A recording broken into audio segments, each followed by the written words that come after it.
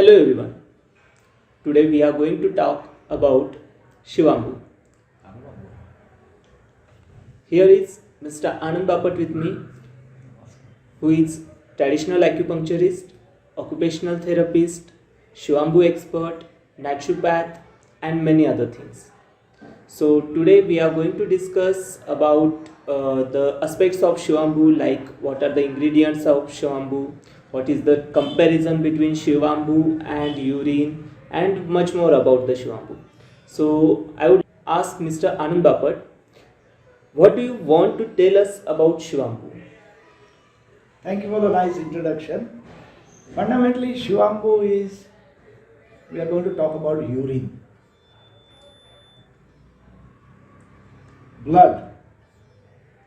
The constituents of urine and the constituents of blood as part of this presentation. And trying to clarify to all of you that urine is a filtrate of blood. We have always been saying that urine contains ingredients that are found in the blood. In this presentation, we are going to demonstrate these elements and compounds that are found in the urine.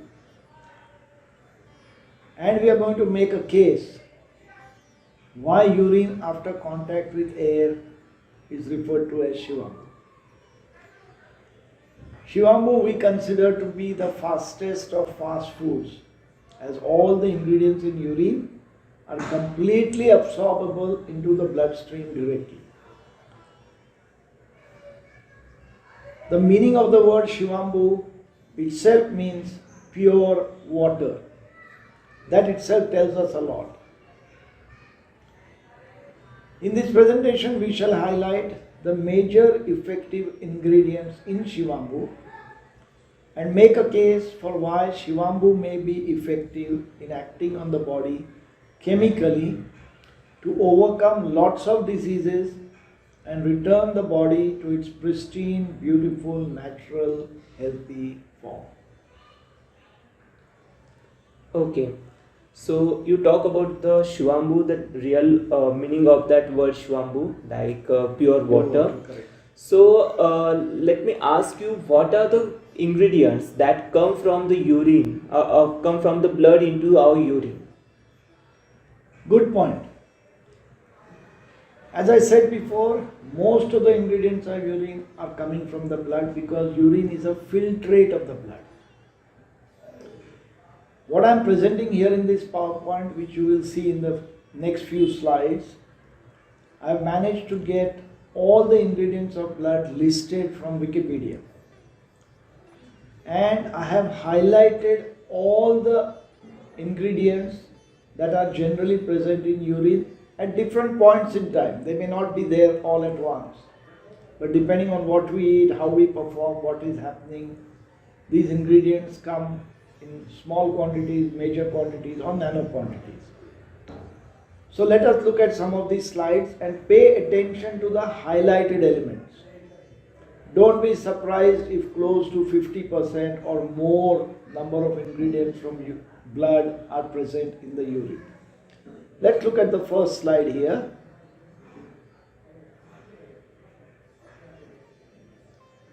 I will switch to the next slide. Again, you see close to 50% of the ingredients are in urine. Remember, this list of ingredients is of blood.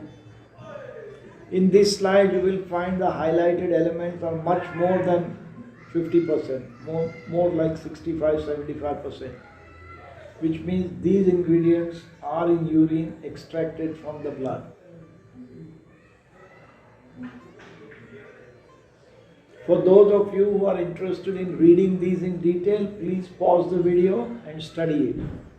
Again, in this slide, you will find close to 75% of the ingredients come through from the blood to the urine.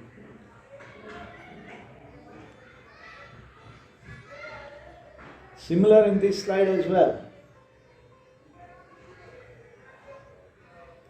And you will also find a lot of the ingredients that we talk about, we use, or we are going to make reference to in the next few slides will be evident here. Okay, that was the list of all the ingredients of blood and the bits that we had picked up out of it and highlighted it. Remember the urine ingredients as I have sourced from different references and my personal awareness and study. I hope there are not too many errors or omissions, but they may exist. The reason for creating this list and bringing it to you was to highlight the similarity between blood and urine. Most people question me and say, so urine is a waste product, and this is another way of trying to explain to the public at large that the ingredients in urine are from blood. And I believe this justifies our explanation of that urine is a filtrate of blood and not a waste product. In all sincerity and honesty, this aspect needs to be reinforced and not as it has been wrongly assigned and propagated. It is interesting to note that we all have blood transfusions for certain ailments and welcome it and accept it. In the blood transfusion, all ingredients are identical and absorbed by the body as fast food.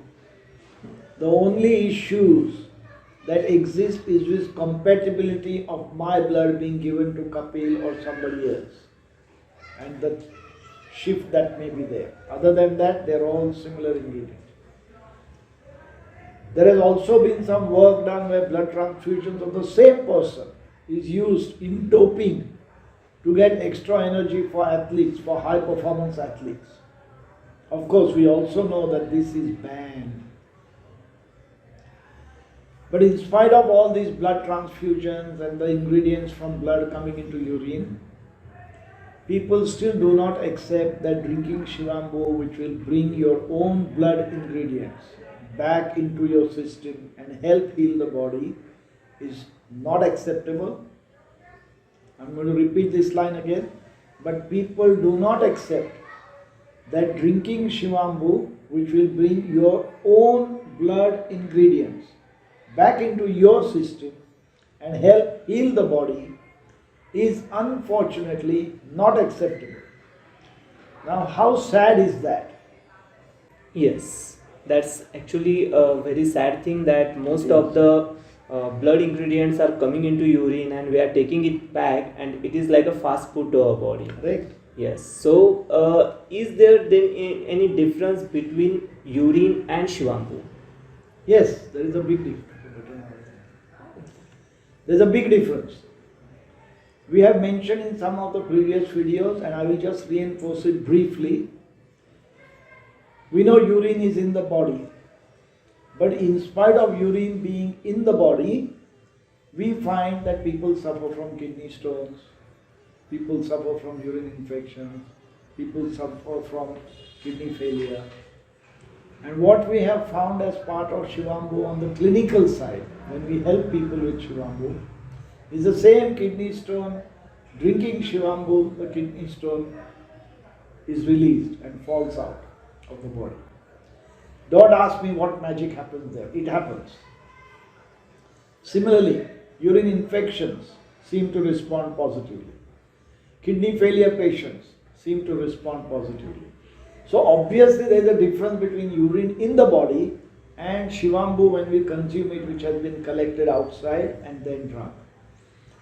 So what could be the difference? And we have sort of hypothesized that maybe when we collect it and drink it, which takes less than half a minute at the most, the only thing we can think of is there is contact with the air.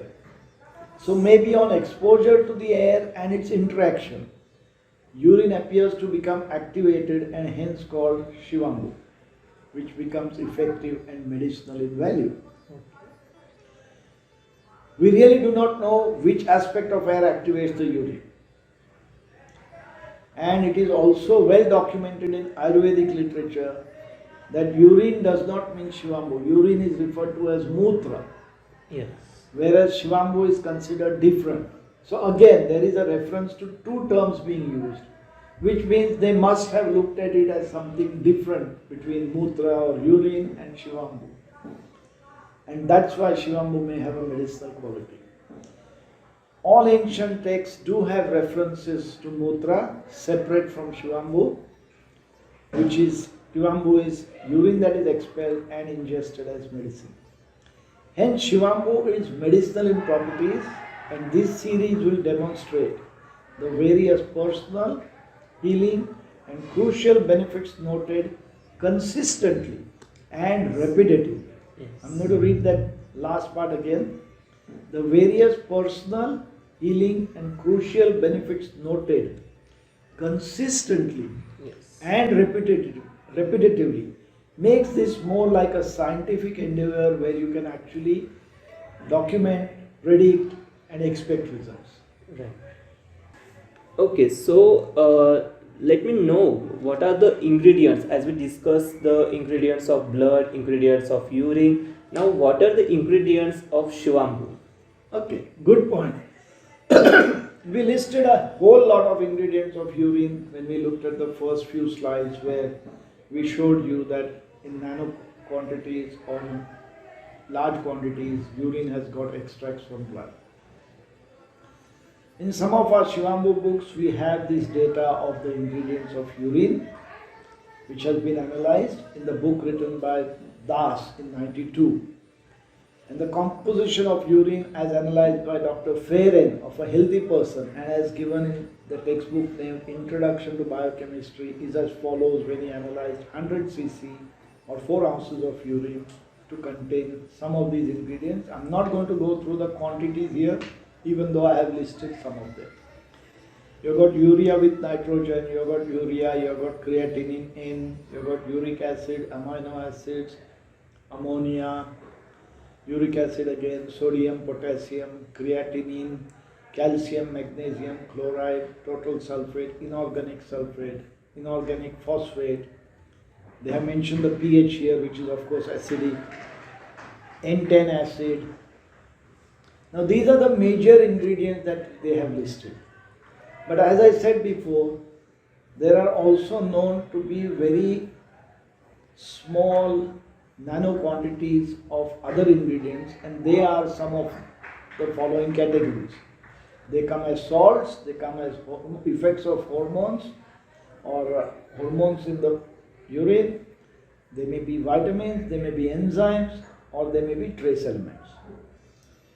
Urine of course varies as per the health of every person at that point in time. We all know that if I drink too much water, I pass watery urine. If I have a lot of salt in my diet, my urine will be salty. So it is going to vary with the health of the person and what we have ingested. We hypothesize that the urine of sick people has antibodies properties for their respective health problems, which is why Shivambu works beneficially for most people across age, sex, disease spectrums, preventive health, etc., and provides a solution to their personal health issues. One of the problems we are trying to address as part of this series is also the fact that how come Shivambu can be a universal healer for all conditions? But we'll come to that later. Fundamentally, my take on this is nature is very smart indeed, and it provides thorough ready-made prescription for you every morning regarding what your body needs. Wow, that's very great. Means all the ingredients that are present in the Shivambu are the healers to that point. We of believe time. so. Yeah. Yes. So, what are your unusual observations over the period of 30 years of your practicing Shivambu? What do you find that? All right.